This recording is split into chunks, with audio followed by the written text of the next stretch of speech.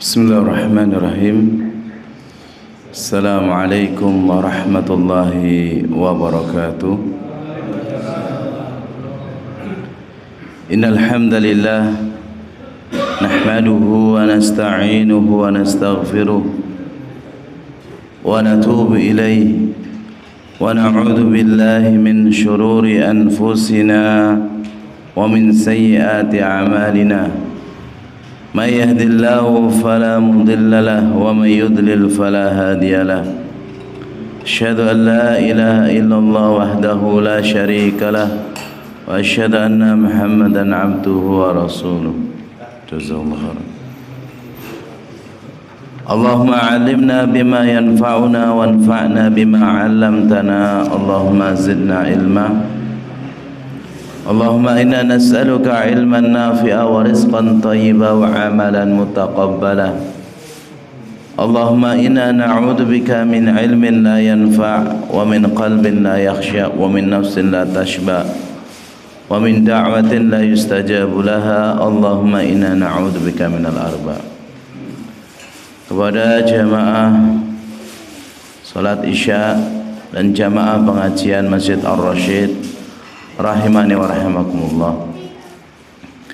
Alhamdulillah, kita bersyukur pada Allah Subhanahu wa taala atas nikmat yang Allah berikan kepada kita, sehingga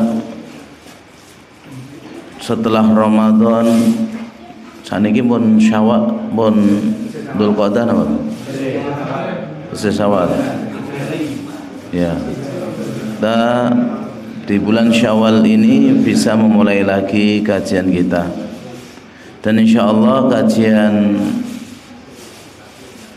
saya diganti pekan yang pertama. Tukar sama siapa nggih? Ustaz Ahmad Wahyudi. Dan insya Allah kita kajiannya menggunakan kitab Tauhid karangannya Syekh Abdul Wahhab, ya. Dan kita menggunakan kitabnya, syarahnya Fathul Majid, syarah kitab Tauhid.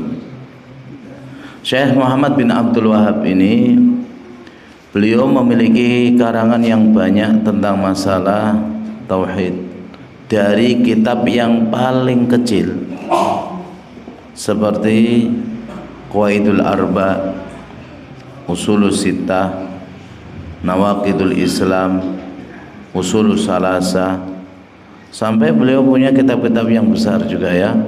Sampai punya kitab-kitab besar. Dan beliau ngarang kitab Tauhid ini bagus. Beliau jelaskan, ya, dengan dalil dari Al-Qur'an, dari hadis, dan juga athar para ulama.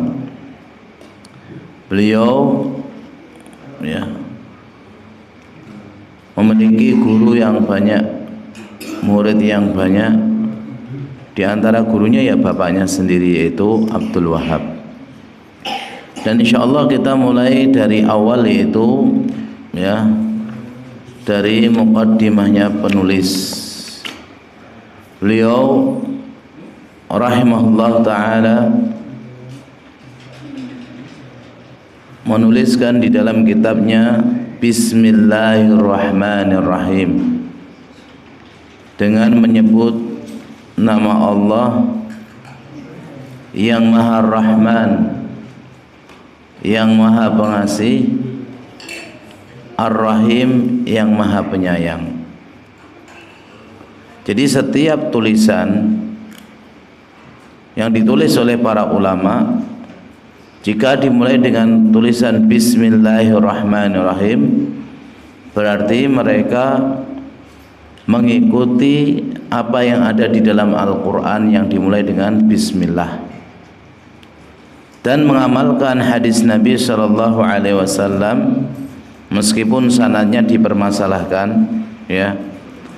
Kullu amrin dibalin la yubda'u fihi bi bismillahirrahmanirrahim fahuwa aqta.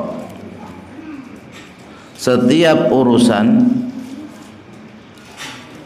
yang tidak dimulai dengan bismillahirrahmanirrahim, maka urusan tersebut adalah terputus.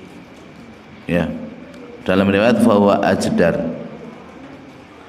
Dalam riwayat yang lain diriwayatkan Imam Abu Dawud dan Ibnu Majah, kullu amrin dzi balin la yubda'u fihi bilhamdillah aw bilhamdi fahuwa aqta. Segala urusan yang tidak dimulai dengan pujian kepada Allah atau pujian, maka urusan tersebut adalah terputus. Dan bismillah ini kalau kita terangkan ya, itu panjang. Tapi intinya bismillah itu menyebut nama Allah, isti'anah, meminta pertolongan kepada Allah agar urusannya dimudahkan. Sedangkan Allah sendiri itu nama dari nama-nama yang ada, dan intinya itu Allah.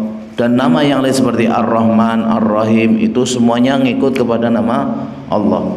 Dan khilaf ulama tentang nama Allah, apakah dari kata Al-Ilah atau dari kata Allah atau yang lain. Dan apakah mushtaq, apakah jamid, itu diperselisihkan oleh ulama lughah. Sedangkan Ar-Rahman ini adalah nama Allah yang artinya rahmat Allah itu luas. Allah berikan kepada orang yang taat atau orang yang maksiat.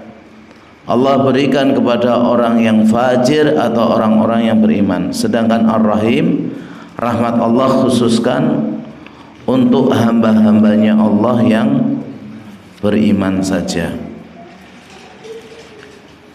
Kemudian musannif mengatakan alhamdulillah wa sallallahu ala Muhammadin wa ala alihi wasallam. Beliau memuji Allah Subhanahu wa taala dan bersalawat kepada Rasulullah sallallahu alaihi wasallam. Kemudian beliau mengatakan kitabut tauhid. Nah, kitab ini yang akan kita pelajari adalah kitabut tauhid. Kitab itu dari kata kataba yaktubu kitaban.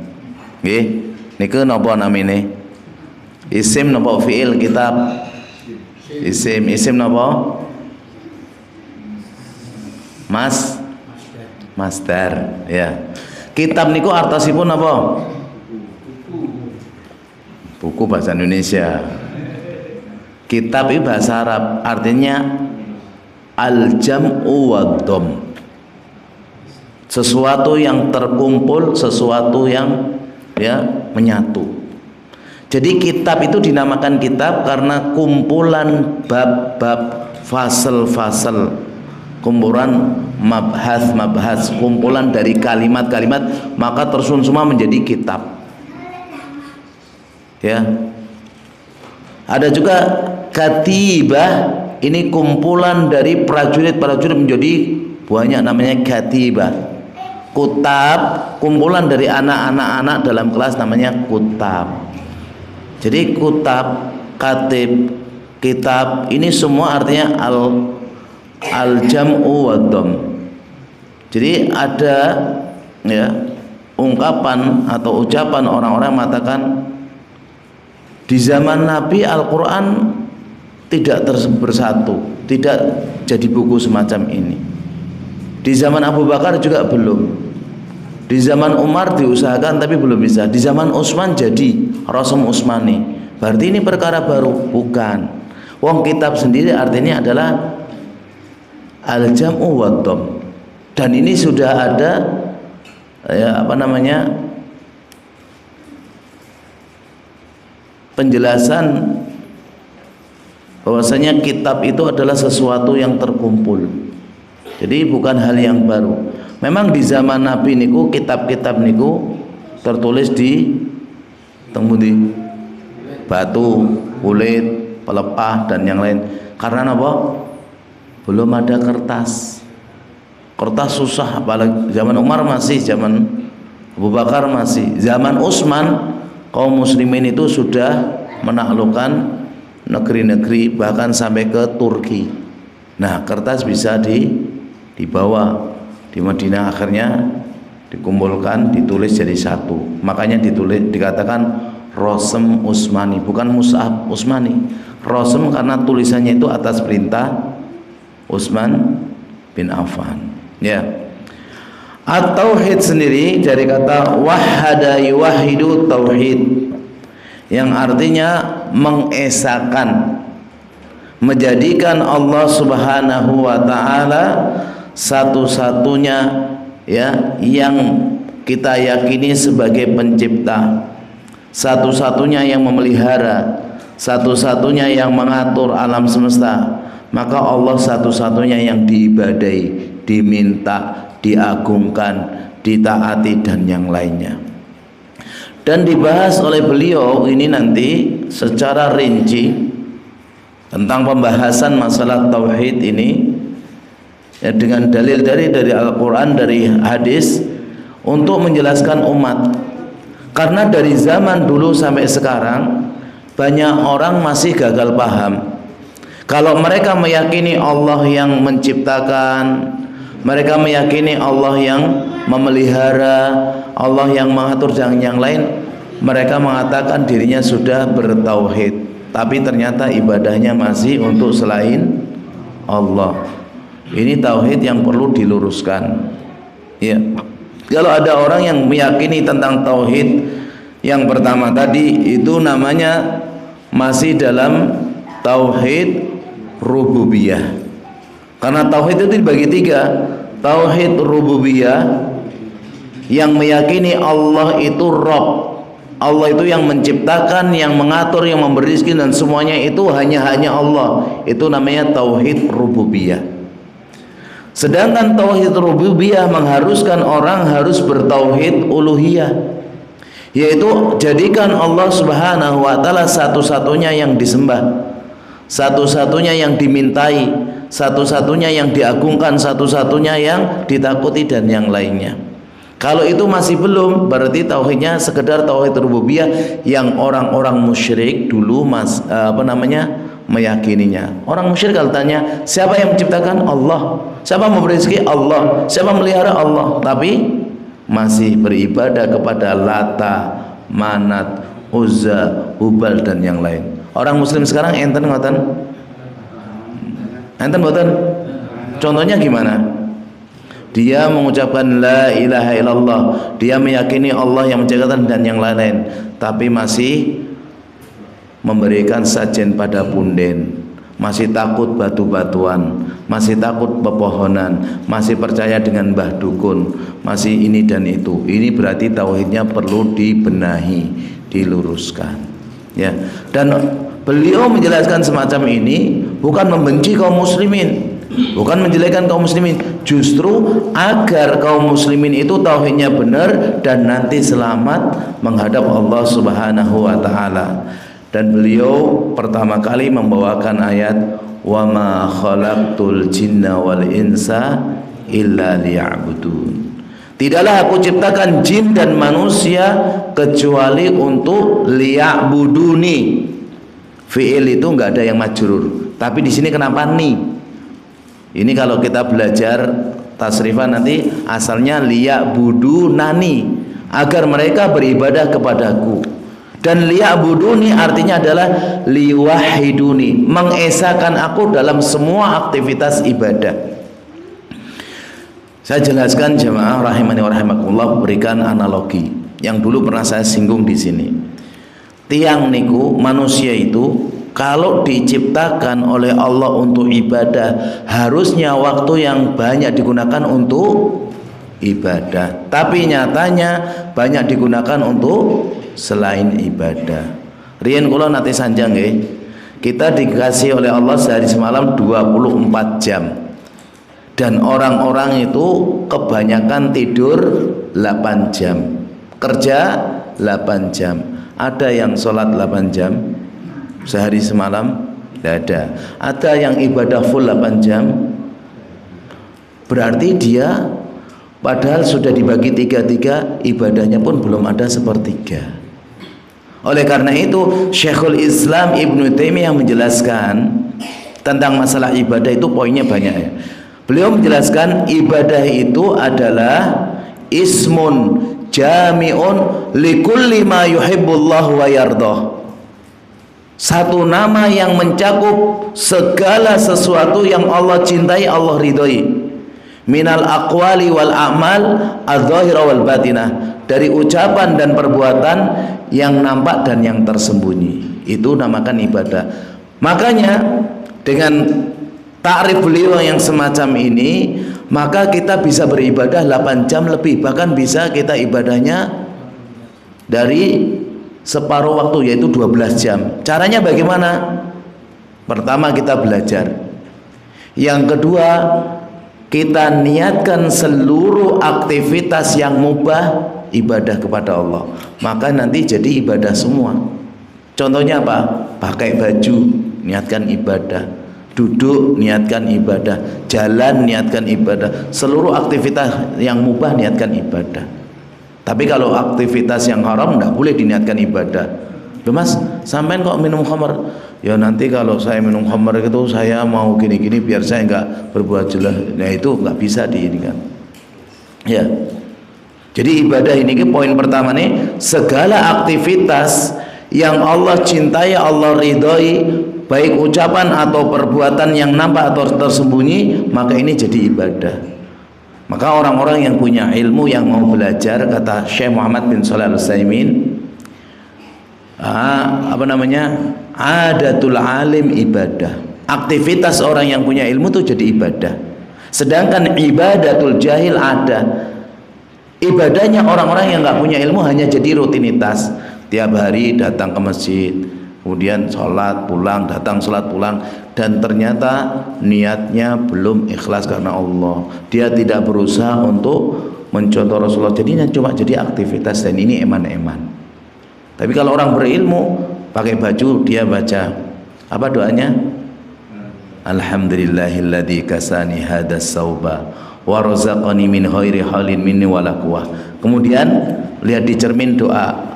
Apa doanya? Allahumma ahsanta khalqi fa ahsin khuluqi. Kemudian bersyukur, ibadah. Maka aktivitas itu jadi ibadah. Karena memang tujuan Allah ciptakan jin dan manusia bukan untuk senang-senang, bukan untuk makan tidur, bukan untuk yang lain, tapi dibolehkan makan dan tidur. Karena makan minum itu aktivitas, dan itu adalah termasuk kesempurnaan makhluk. Ya, kemudian tidur ini kesempurnaan makhluk, dibolehkan sama Allah. Tapi jangan sampai hidupnya cuma tamatuk, tangi mangan turu, hulkan kal an'am, kata Allah. Mereka seperti binatang ternak, balhum adal, bahkan mereka lebih sesat. Maka Allah tidak menciptakan jin dan manusia kecuali untuk beribadah kepada Allah Subhanahu wa taala. Poin yang kedua tentang ibadah. Ibadah itu mau diterima oleh Allah ada syarat. Syaratnya selain beriman, pertama harus ikhlas karena Allah. Yang kedua, sesuai contoh dari Rasulullah Shallallahu Alaihi Wasallam. Karena Rasul itu diutus untuk dijadikan qudwah, dijadikan contoh, ya. Kemudian poin yang ketiga atau poin yang kedua tadi, kalau orang ibadah itu tidak ikhlas, maka ibadah nggak diterima. Tapi ikhlas itu urusan dia dengan Allah, dan kita nggak boleh mengatakan sampean nggak ikhlas nih sholat, nggak boleh, karena ini masalah hati. Paham niki? Itu urusan pelaku sama Allah. Ya, kita hanya melihat masalah dohir. Kalau ada orang sholat maghrib sengaja 4 rakaat, sholat isya ternyata sengaja 5 rakaat, itu tidak diterima. Kenapa? Kelihatan. Dan orang-orang yang rugi itu kalau dia beramal dengan suatu amalan cuma capek, cuma lelah. Sebagaimana Allah katakan dalam surat Al-Kahfi ayat 104, hal unabbiukum bil akhsarinal a'mala alladzina dhalla sa'yuhum fil hayati dunya wa hum yahsabuna annahum yuhsinuna sun'a. Apakah aku kabarkan kepada kalian orang-orang yang paling rugi di dunia ini, yang mereka sesat jalannya dan mereka menyangka amalannya banyak. Yaitu apa? Bisa jadi orang beramal tanpa ikhlas, bisa jadi sudah ikhlas tapi tidak sesuai contoh Rasul Sallallahu Alaihi Wasallam. Maka ada hadis bahasanya Nabi Sallallahu Alaihi Wasallam menjelaskan, ada orang dari umatku sholat 60 tahun tidak diterima. Disebabkan mungkin tidak ikhlas, mungkin juga tidak sesuai contoh Nabi, mungkin nggak pernah tumakninah sholatnya. Ini iman-iman ya. Makanya belajar kita ini untuk memperbaiki urusan kita dalam masalah ibadah kepada Allah Subhanahu wa ta'ala. Kemudian jamaah rahimani wa rahimakumullah, musannif membawakan ayat ya, surat An-Nahl ayat 36. Beliau mengatakan walaqad ba'atsna fi kulli ummatin rasula an i'budullaha wajtanibut taghut. Dan sungguh kami utus pada setiap umat seorang rasul. Apa tugasnya? An i'budullah, agar mengajak orang beribadah kepada Allah Subhanahu wa taala semata dan menjauhi taghut. Ini perhatikan. Dari ayat ini Allah menjelaskan walaqad ba'atsna fi kulli ummatin. Sungguh kami utus setiap umat. Jadi ada umat itu ada rasulnya. Makanya jumlah rasul berapa? 315. Riwayatnya Al-Hakim dalam Mustadrak. Jumlah nabi berapa? 124.000. Riwayatnya Imam Ahmad dalam Musnad. Ya. Nate mireng mboten niki? Nate. Iya. Tapi yang wajib kita imani pinten? 25. Di Al-Qur'an ada nabi yang selain 25 ada mboten disebutkan? Enten Nabi Khidir. Nabi Khidir itu kan yang Nabi Musa belajar padanya. Terus Nabi Yasin di Al-Qur'an. Ada tau Nabi Yasin di Al-Qur'an loh, bukan di hadis loh. Nabi Yusha, soleh udah 5 masuk. Nabi Yusha bin Nun itu yang menemani Nabi Musa, itu namanya Nabi Yusha. Ya, di zamannya Nabi Musa itu ada Nabi Musa, ada Nabi Khidir, ada Nabi Harun, ada Nabi Yusha. Jenengan waos tafsir itu yang menemani Nabi Musa namanya Nabi Yusha. Dan kita disuruh mengimani cuma 25 nabi saja. Gampang insyaallah ya. 25 hafal nggih? Nggih, hafal nggih? Walaupun enggak urut enggak apa-apa. Yang penting hafal gitu ya. Nah, seluruh nabi dan rasul yang segitu banyaknya, tugas utamanya itu mengajarkan tentang tauhid. Syariatnya setiap nabi dan rasul itu beda-beda. Cuma tentang penjelasan tauhid semuanya sama. Semua nabi dan rasul itu mengajarkan ani'budullaha, agar semua umatnya itu beribadah kepada Allah, wajtanibut taghut, dan menjauhi taghut. Jadi harus dua jemaah. Jadi masalah tauhid itu harus dua. Harus ibadah kepada Allah dan hindari taghut. Kalau ada orang ibadahnya kepada Allah dan masih bergelut, masih berkecimpung, masih berteman dengan masalah taghut, maka ibadahnya rusak. Contoh, di masjid dia sholat subuh berjamaah, kemudian zikir habis subuh, kemudian zikir pagi, kemudian baca Al-Quran bahkan sampai duha, kemudian la ilaha illallah berkali-kali, keluar masjid nabrak kucing, aduh iki sial lagi, ketabrakan cacak, aduh kena cacak, aduh ini sial ini, di rumahnya ada kupu, wah pasti ada tamu ini, kemudian ada yang hilang, datang ke dukun, tauhidnya rusak semuanya, ibadahnya muspro, sia-sia. Yang ini yang banyak kok orang-orang awam, kaum muslimin nggak nyadari. Jadi merasa dirinya beramal soleh yang banyak, merasa dirinya ya melakukan ketaatan, tapi ternyata dia hanya melaksanakan perintah tapi tidak menjauhi larangan. Sedangkan rukun la ilallah adalah al-isbat wan nafi, menafikan seluruh sesembahan dan menetapkan Allah Subhanahu wa taala hanya satu-satunya sembah. Makanya tugas Nabi dan Rasul adalah ani'budullaha, agar mereka semua beribadah kepada Allah, wajtanibut taghut, dan menjauhi taghut. Apa itu taghut? Segala sesuatu yang disembah, yang ditaati, yang diagungkan selain Allah. Kata Al-Imam Ibnul Qayyim, at-taghut ma tajawaza bihil abdu haddahu min ma'budin aw matbu'in aw muta'. Segala sesuatu yang dilebih-lebihkan oleh seorang hamba, dari ditaati, dari diikuti, dari diibadahi, itu namanya tauhid. Jadi kalau ada orang ngaku saya punya ilmu pengetahuan tentang gaib, tauhid. Jamaah, habis ini besok kita nggak usah sholat, kita boleh istirahat karena tadi sampai gini-gini. Tauhid kalau taati, tauhid itu banyak. Dan roisnya, pimpinannya pertama adalah syaitan. Ya, pimpinan pertama adalah syaitan. Nih jamaah, meskipun Nabi dan Rasul jumlahnya begitu banyak, mendakwahkan tentang berbagai macam amal, yang utama adalah tauhid, dan ini yang ditentang oleh umat dari zaman ke zaman. Yang ditentang adalah mendakwakan masalah tauhid. Oleh karena itu, Nabi yang banyak umatnya itu hanya beberapa. Di antaranya Nabi Muhammad, Nabi Musa, ya, Nabi siapa lagi?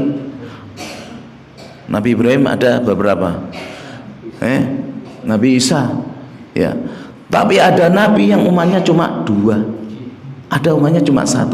Ada yang berdakwah bertahun-tahun nggak punya umat. Ya, ada Nabi, nanti kita ketemu di hadis-hadisnya, ada Nabi bertahun-tahun dakwah nggak punya umat. Jadi kalau misalnya jenengan punya ilmu, bisa baca Quran, baca Arab gundul gini, terus nyampaikan di masjid, nggak ada jamaahnya, jenengan nggak usah khawatir. Semuanya pulang misalnya, bosan ngaji terus, itu nggak usah khawatir. Kenapa? Nabi aja ada yang nggak punya umat. Luar biasa. Dan namanya Nabi dan Rasul itu dakwanya itu mengeluarkan tenaganya, hartanya, pikirannya, bahkan nyawanya jadi taruhan. Dan Nabi paling banyak itu adalah nabi-nabi dari Bani Israel, dan paling banyak di sembelih hidup-hidup. Ya, bukan Nabi itu dibunuh sekali mati, enggak. Nabi diikat, digergaji. Nabi diikat, dipotong mutilasi. Itu orang-orang Bani Israel. Tapi kalau udah nabinya dimatikan, ya Allah turunkan nabi lagi, orang-orang Bani Israel, yang sekarang orang-orang Yahudi. Ya. Jadi kalau nabi aja dibunuh, jangankan orang-orang Palestina, nabi aja dibunuh. Jangankan orang-orang Islam, Allah aja dikatakan ini dan itu oleh orang-orang Bani Israel. Ini jamaah rahimani wa rahimakumullah, yang menunjukkan kepada kita bahwa pentingnya tentang masalah tauhid ini. Kemudian beliau rahimahullah ta'ala membawakan dalil surat Al-Isra ayat yang ke-23 dan 24. Allah subhanahu wa ta'ala berfirman, wa qada rabbuka alla ta'budu illa iyyah wa bil walidaini ihsana, dan Rabbmu telah mewajibkan agar kalian beribadah, ya, tidak beribadah kecuali hanya kepadanya saja, dan kepada kedua orang tua hendaklah berbuat baik. Imma yablughanna indakal kibara ahaduma aw kilahuma, bisa jadi orang tua itu salah satunya atau keduanya tua di sisi kalian. Kalau sudah sepuh orang tua itu, maka anak-anaknya fala taqul lahuma uff. Ngomong-ngomong cuma uff, atau bahasa kita gitu dok. Itu termasuk durhaka. Lalu bagaimana dengan yang lainnya yang lebih parah, lebih keras, lebih ngeri? Maka durhaka, ya. Enggak boleh ngomong uff. Wala tanharhuma, dan jangan menghardik keduanya. Faqul lahuma qaulan karima, ucapkan kepada keduanya ucapan yang mulia, ucapan yang baik, ya, ucapan yang baik dengan cara yang baik juga.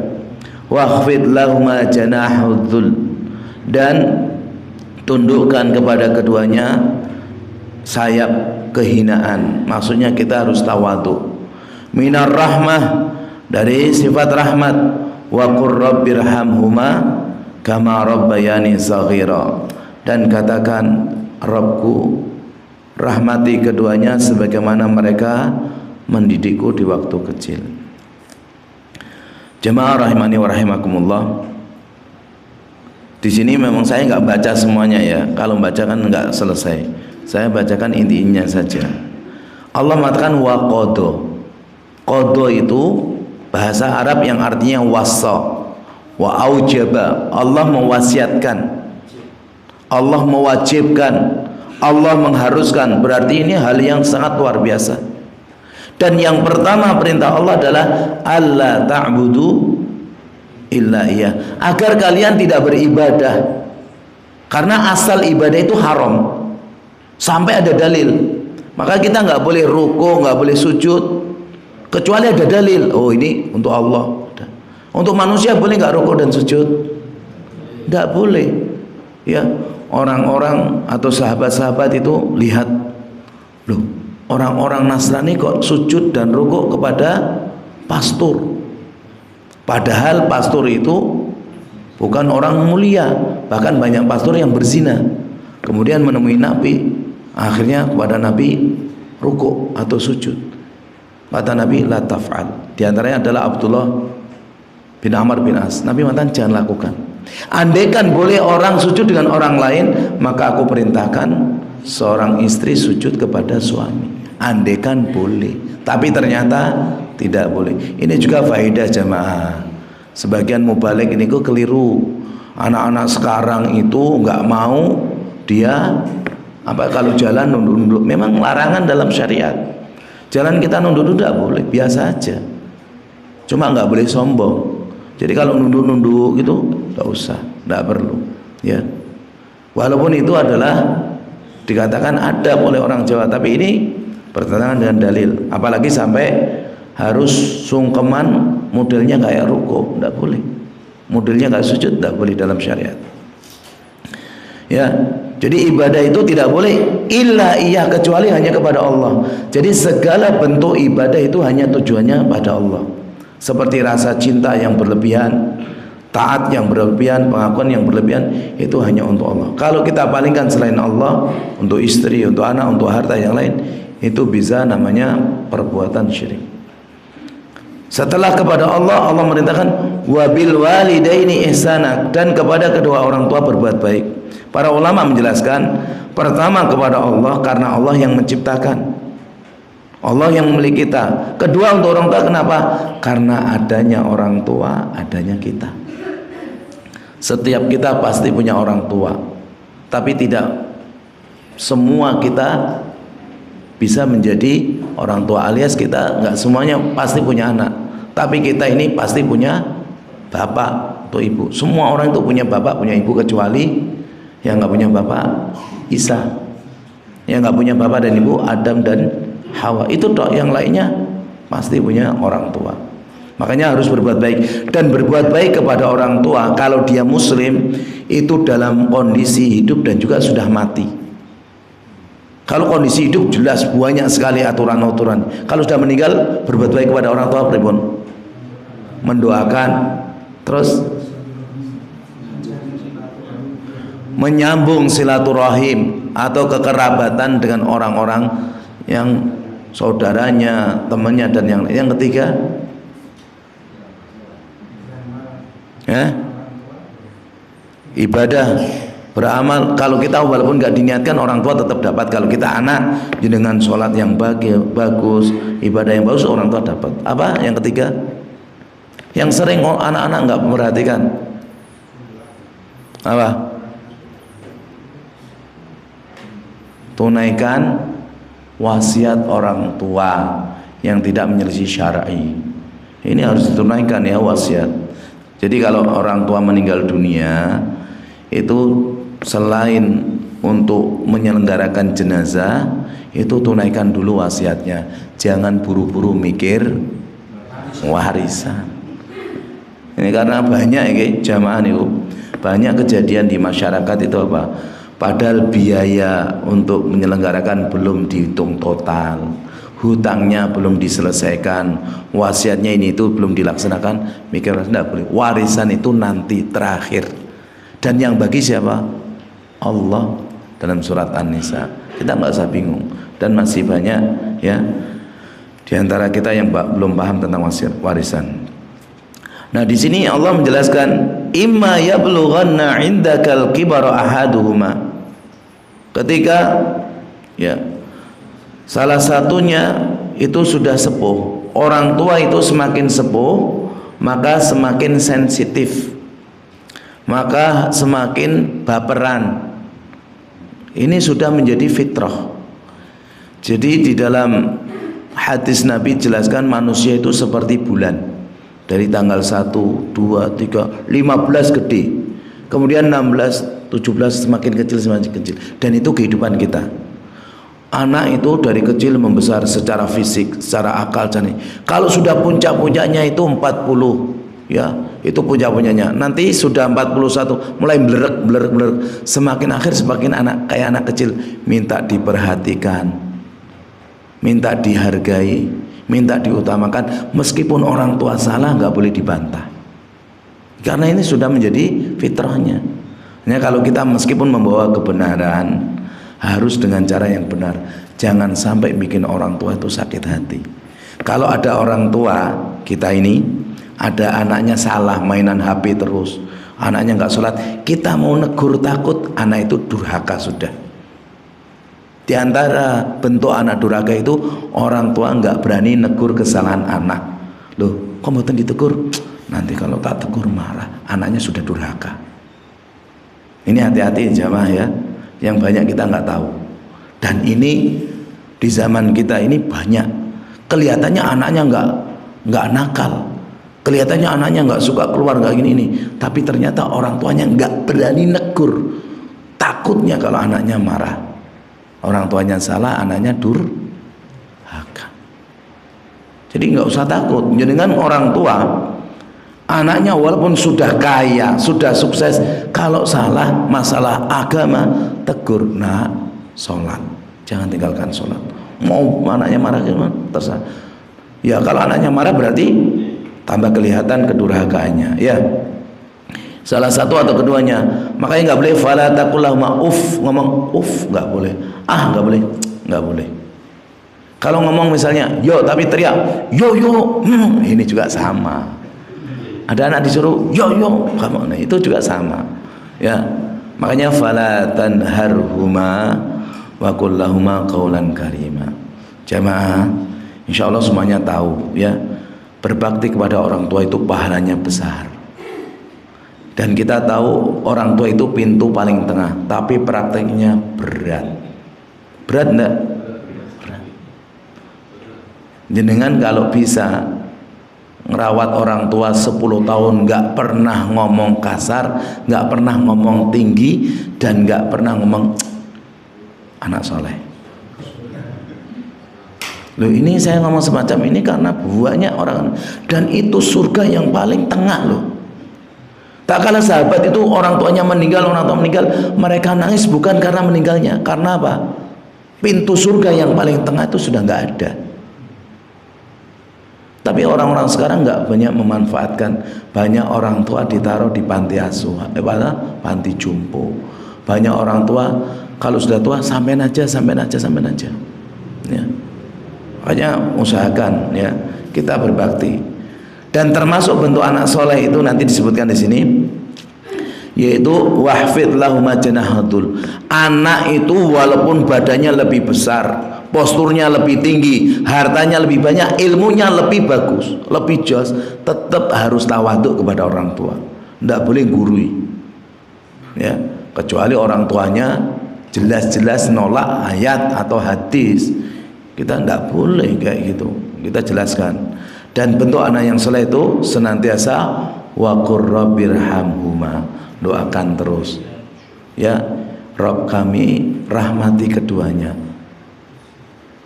kama rabbayani shaghira, sebagaimana mereka merawatku waktu kecil. Jamaah, kalau jenengan baca syarah hadis tentang suruh berbakti kepada orang tua, umuka itu jenengan baca. Kita wajib berbakti orang tua meskipun orang tua cuma ceprol melahirkan anak terus dibuang tempat sampah misalnya. Anaknya ternyata sudah besar karena dirawat orang, jadi yang anak yang sudah kaya, sudah sukses yang lain.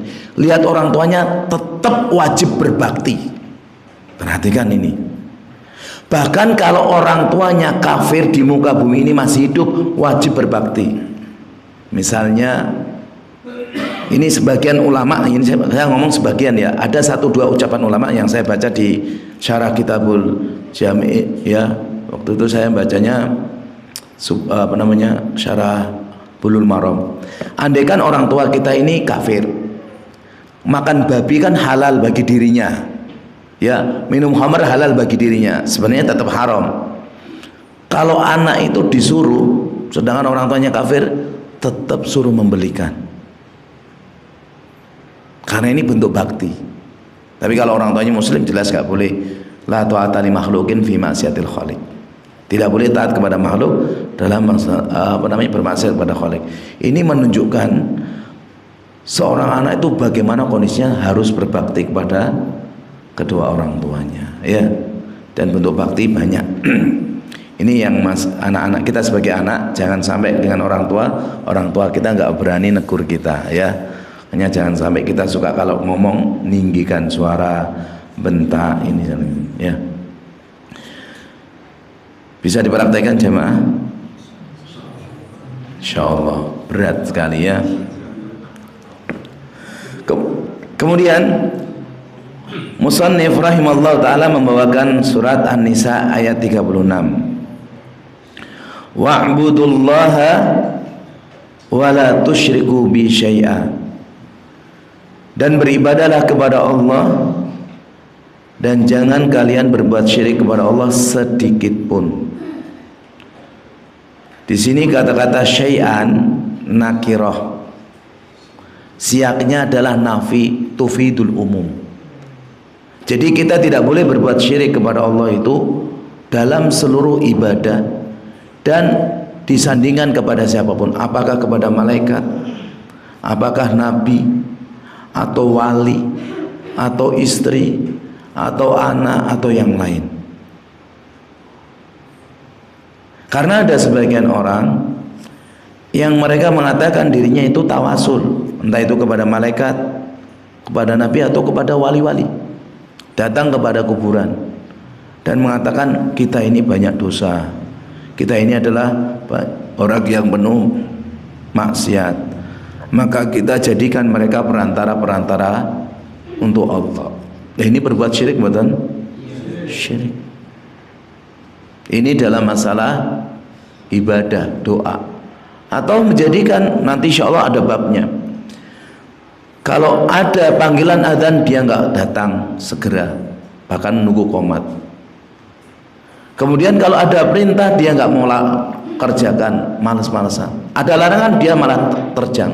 Sedangkan dia kerja di pabrik atau dia kerja di lembaga, kalau pimpinannya, atasannya ngomong A langsung A, B langsung B. Ini perbuatan syirik nggak? Syirik, menjadikan selain Allah lebih ditaati. Demikian juga misalnya dia punya kiai, punya ustadz, tuan guru atau yang lain. Kalau mengatakan tuan gurunya mengatakan halal, dia segera menghalalkan. Haram segera mengharamkan, enggak memperhatikan ayat atau hadis. Menghalalkan apa yang Allah haramkan, mengharamkan apa yang Allah halalkan. Ini syirik ya. Syirik dalam masalah ta'zim. Yang tadi syirik dalam masalah taat. Dan nanti ketemu babnya, insya Allah kita jelaskan. Demikian juga masalah kecintaan, baca Al-Quran malas, ibadah-ibadah sunnah malas, beramal soleh malas, ya. Bahkan kita mau sholat, anaknya bilang, "Wih, jangan sholat, main sini." Istrinya bilang, "Yang jangan sholat di sini aja." Dia nggak sholat jamaah. Maka kecintaan dengan istri dan anak ini mengalahkan kecintaan pada Allah. Ini juga perbuatan syirik dalam mahabbah. Dan insya Allah nanti datang penjelasannya, ya jamaah. Jadi banyak ya. Kalau itu adalah masalah hal yang dikhususkan kepada Allah, kita gunakan untuk selain Allah, itu berlebihan bisa menjadi sebuah dosa dan maksiat. Kemudian beliau membawakan surat Al-An'am ayat 151, 152 sampai 153, ayatnya panjang.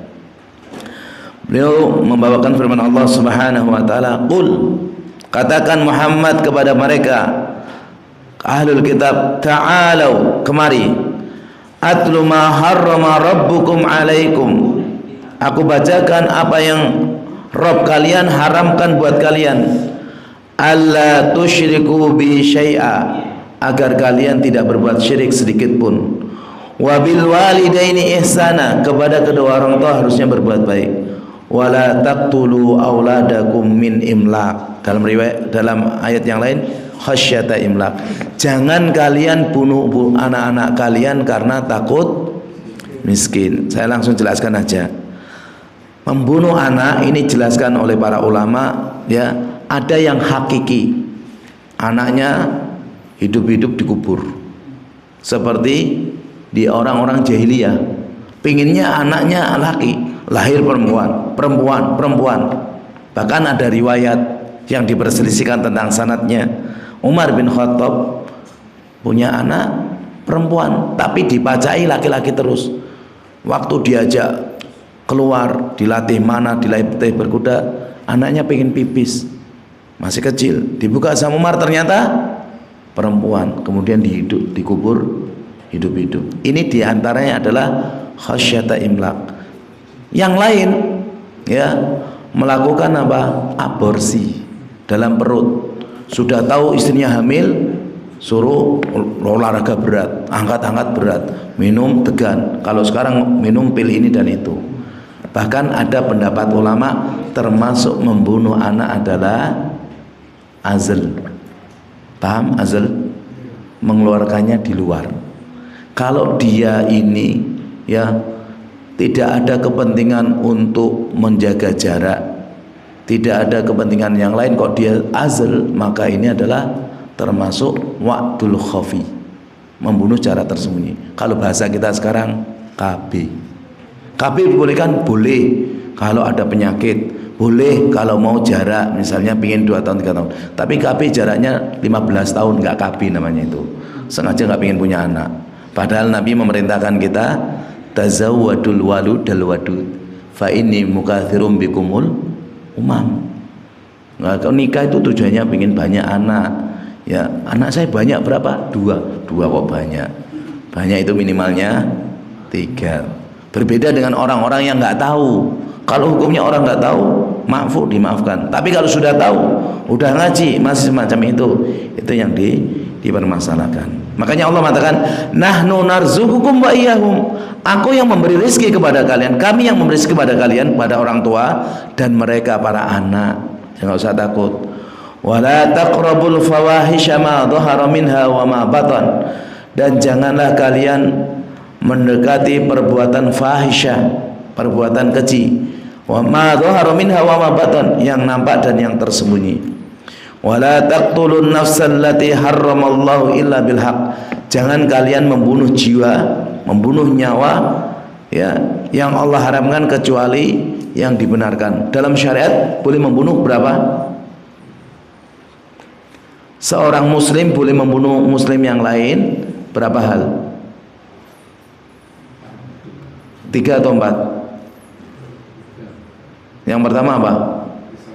An-nafsu bin nafsi, kisos. Yang kedua, athayyibuz zani, sudah pernah nikah meskipun ya sebentar, meskipun cuma berapa hari, tapi sudah pernah merasakan madu, kemudian berzina, dia harus dirajam. Yang ketiga, al-mufariqatu lil jamaah, keluar dari Islam, yaitu murtad, boleh dibunuh. Tapi perhatikan, orang yang membunuh boleh dibunuh, harus membunuhnya sengaja, dengan alat yang membunuh. Kalau ada orang lempar kitab, diuncalke kemudian kena jatuh mati, itu tidak masuk, karena kitab ini bukan alat membunuh. Apalagi dia nggak sengaja, tapi alat nggak membunuh, itu enggak. Alatnya membunuh tapi juga nggak sengaja, enggak. Dia ngelempar tombak, mau lempar binatang, kena orang juga nggak kena. Harus sengaja, alatnya memang alat membunuh. Dan yang melakukan pemerintah, nggak boleh individu. Yang kedua, asaibuz zani, pernah nikah, apakah laki atau perempuan, kemudian kok berzina, maka dia dirajam. Ya, pernah nikah dirajam, tapi ya harus ada bukti saksi. Kalau suami ya ada istrinya zina, dia mendatangkan 4 orang saksi, nggak mungkin terjadi. Kata Syekhul Islam, nggak pernah terjadi dari zaman Nabi sampai sekarang. Kalau ada suami berzina atau istri berzina, ngajak-ngajak orang, oh lihat itu, nggak mungkin. Maka yang ada terjadi hanya iktiraf, pengakuan. Ini terjadi dulu wanita Ghamidiyah. Ya Nabi, saya berzina. Ngaku di hadapan Nabi. Paling cuma pegang-pegang. Enggak ya Nabi, wallahi saya berzina. Paling cuma buka-buka. Enggak ya Nabi, wallahi saya berzina. Oh, paling cuma peluk-pelukan. Nabi memberikan udzur terus. Ya sudah, kalau gitu tunggu, hamil apa enggak? Ya Nabi, saya sudah hamil. Oh, sudah hamil. Tunggu sampai melahirkan. Ya Nabi, ini bayinya saya sudah melahirkan. Tunggu sampai disusui 2 tahun. Selesai baru dirajam. Itu menunjukkan hukum Islam dalam masalah pembunuhan. Hati-hati. Itu yang melakukan adalah pemerintah juga, individu. Kalau sekarang ada orang berzina sudah nikah, wajib baginya cuma tobatan nasuha. Nggak perlu ngomong semesos, saya sudah berzina, siapa yang mau rajam, nggak perlu. Ya. Dan yang terakhir, orang yang murtad itu pun diminta tobat enggak? Sekali. Tobat enggak? 2 kali. Tobat enggak mau, baru dipenggal. Kalau ya sudah saya tobat, asyhadu an la ilaha illallah wa asyhadu anna muhammadar rasulullah, udah masuk Islam lagi. Ya ini jamaah ya. Jadi enggak asal-asalan. Jadi jiwa itu diharamkan oleh Allah dibunuh kecuali dengan cara yang hak 3 tadi. Dzalikum wasaqum bihi la'allakum tattaqun. Yang demikian diwasiatkan kepada kalian dengannya agar kalian bertakwa, agar kalian taqilun, berakal. Wala taqrabu malal yatimi illa billati hiya ahsan. Dan janganlah kalian mendekati hartanya anak yatim kecuali dengan cara yang lebih baik. Jadi kalau ada anak yatim punya harta benda, walinya, apakah itu pak lenya, pak d-nya yang lain membawa uangnya, harus dengan cara yang baik, jangan dimakan. Tapi kalau hartanya banyak, kita ngurusi, butuh tenaga, butuh ini itu, boleh mengambil hanya bukan secukupnya, seperlunya. Kalau secukupnya orang sekarang nggak cukup-cukup. Loh bener loh jemaah, orang sekarang tuh nggak cukup-cukup loh. Bahkan pemerintah sampai mengatakan orang yang gajinya kurang 8 juta miskin, boleh dapat zakat mal, boleh dapat zakat fitrah. Kita rata-rata gajinya di bawah 8 juta, apalagi honorer di bawah 2 juta. Ya, seperlunya yang benar. Ya beda lagi ya. Wa auful kaila wal mizana bil qist. Dan hendaknya kalian itu jujur dalam timbangan, dalam takaran yang tengah-tengah ya, adil. Wala nukallifu nafsan illa wus'aha. Allah tidak pernah membebani jiwa kecuali yang disanggupi. Wa idza qultum, kalau kalian ngomong fa'dilu, ngomongnya itu yang jujur, ngomongnya yang adil, enggak boleh mencela-mencela. Apalagi jadi hakim. Ya, mahkamah agung, mahkamah misalnya, itu dia dusta, besar di hadapan Allah. Karena hakim itu ada 3, yang 2 masuk neraka, yang 1 masuk surga. Yang dia tahu kebenaran, nggak berhukum dengan kebenaran, finar. Dia nggak tahu kebenaran, berhukum finar. Tahu kebenaran dan melaksanakan kebenaran, fil jannah. Rata-rata sekarang finar. Iya, kita ngomong berat loh, jadi hakim itu berat. Makanya kalau anak-anak tanya mau nggak jadi hakim, nggak mau. Kenapa? Banyak bohong. Mau hakim pengacara. Ini karena kita itu pernah ya teman-teman survei di pengadilan. Ya Allah, sing punya duit mesti kok menang. Ini ada apanya kayak gitu. Hati-hati ya. Walau kana ada qurba, meskipun itu keluarga dekat. Dan Nabi memberikan contoh. Kata Nabi SAW, orang yang dia mencuri kan harus dipotong. Andaikan Fatimah binti Muhammad sariqat, andaikan Fatimah binti Muhammad itu mencuri, potong tangannya, potong tangan kanan. Nyuri lagi, potong kaki kiri. Curi lagi, potong tangan kiri. Curi lagi, potong tangan. Gak mungkin, tapi kalau sudah dipotong itu nyuri. Tapi kalau nggak dipotong, penjara itu akan penuh terus, nyuri terus. Ya, tapi nyuri dipotong itu 1, nyuri barang yang sudah disembunyikan. Kalau nyuri di tengah-tengah sawah ada motor, ada kuncinya, nggak masuk. Kesalahan orangnya. Nyuri ada mobil dibuka pintunya, ada kuncinya di jalan, ya nggak masuk. Terus yang kedua, harus ada minimalnya berapa. Kalau nyuri cabai dibunuh itu salah, apalagi cuma sekilo. Dan ini kejadian dulu di Surabaya, nyuri cabai waktu harga 100.000, nyuri sapi berapa dijatuhi dengan timbangan, pecah kepalanya. Ini tidak boleh semacam itu, ada aturannya lengkap. Dan nggak boleh potong sampai sini, tangannya juga boleh, cuma di sini aja ya. Ini butuh kita belajar syariat Islam ini terus menerus biar kita tahu. Kemudian wa bi ahdillahi aufu, dan janji Allah itu hendaknya ditunaikan. Dzalikum wasaqum bihi la'allakum tadzakarun, yang demikian itu Allah wasiatkan kepada kalian agar kalian ingat. Yang terakhir ayatnya, wa anna hadza sirati mustaqima, sesungguhnya ini adalah jalanku yang lurus, fattabi'uh, ikuti, wala tattabi'us subul, jangan kalian mengikuti jalan-jalan yang lain, fatafarraqu bikum an sabili, nanti kalian dicerai-beraikan dari jalan Allah. Dzalikum wasaqum bihi la'allakum tattaqun, yang demikian itu kami wasiatkan pada kalian dengannya agar kalian bertakwa. Jadi jalan Allah, jalan kebenaran itu satu, Shiratal Mustaqim. Jalan mengajak kepada kebaikan itu satu. Sedangkan jalan-jalan yang lain itu pasti akan ada syubhat dan syahwat, bahkan ada kekeliruan. Dan akhir zaman semacam ini, jenengan memiliki pemikiran apapun, keyakinan apapun, kalau jenengan tokoh pasti ada pengikutnya, meskipun nggak masuk akal. Makanya kita harus belajar agar kita menempuh jalan yang lurus, yaitu jalannya Allah Subhanahu wa ta'ala. Jamaah rahimani wa rahimakumullah. Kemudian yang terakhir adalah hadis dari Mu'adz bin Jabal radhiyallahu taala anhu. Beliau mengatakan, kuntu radifan Nabi sallallahu alaihi wasallam ala himar. Dulu saya pernah bonceng Nabi di atas keledai. Keledainya Nabi ini pemberian Muqawqis, seorang pembesar Mesir. Namanya keledainya, saya lupa tadi baru membaca di hasyiahnya itu, namanya siapa itu keledai. Jadi Nabi punya binatang dikasih nama semua, boleh. Kemudian Nabi, ada beberapa orang dibonceng Nabi, di keledai ada, di onta ada, di kuda ada. Di antaranya yang dibonceng Mu'adz bin Jabal, Ali bin Abi Thalib, Fadl bin Abbas, Abdullah bin Abbas. Dan Nabi kalau bonceng orang itu ngajarkan tauhid, ngajarkan ilmu, nggak bonceng ngomong ngalor ngidul.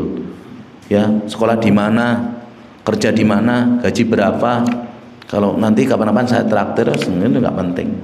Ya, diomong-omong kayak gitu. Nah ini Nabi dibonceng sama Mu'adz bin Jabal, ngajarkan, ya Mu'adz, ya, atadri ma haqqullah 'alal ibad wa ma haqqul ibad 'ala Allah. Wahai Mu'adz, tahu enggak apa hak Allah yang harus dipenuhi oleh seorang hamba, dan apa hak hamba yang harus Allah penuhi? Dan Mu'adz ini punya adab. Seorang kalau diajari dia belum tahu atau masih ragu, Allah wa rasuluhu a'lam. Kalau kita sekarang Allahu a'lam, jangan Allah wa rasuluhu, karena Rasul sudah meninggal. Nah, para ulama juga menjelaskan, kalau orang ditanya bilang nggak tahu, dia akan diajar sampai tahu. Tapi kalau orang ditanya sok tahu, dia akan ditanya sampai nggak tahu. Ya ini ditanya, kemudian Allah wa rasuluhu a'lam. Kemudian Nabi mengajarkan, qal haqqullah 'alal ibad, hak Allah yang harus dipenuhi oleh hamba, ayya'budu wa la yusyriku bi syai'a. Hendaknya para hamba itu beribadah kepada Allah, tidak berbuat syirik sedikit pun. Wa haqqul ibad 'ala Allah, dan haknya hamba yang harus dipenuhi oleh Allah, alla yu'adziba man la yusyrika bi syai'a. Allah tidak akan mengadab sedikit pun, enggak akan masukkan neraka kalau hamba itu tidak pernah berbuat syirik kepada Allah. Enak apa mboten? Kita punya dosa, naudzubillah, misalnya zina, pernah membunuh, atau kita pernah makan riba, atau koruptor, atau yang lain. Kemudian tobat, Allah bisa ampuni semuanya. Ya. Atau sebelum tobat bisa jadi nanti tahta masyiatillah. Tapi kalau syirik nggak bisa diampuni. Dosa apapun yang kita lakukan, insya Allah nanti ketemu babnya, kita jelaskan. Sebesar apapun, kalau tidak berbuat syirik, ada kemungkinan besar dimasukkan dalam surga, dan bisa jadi belum, meskipun dosanya banyak, karena tahta masyiatillah, sesuai kehendak Allah. Makanya Mu'adz mendengar hadis ini mengatakan, ya Rasulullah, afala ubashirun nas, boleh nggak saya kabarkan pada orang-orang? Kata Rasulullah, lah, jangan.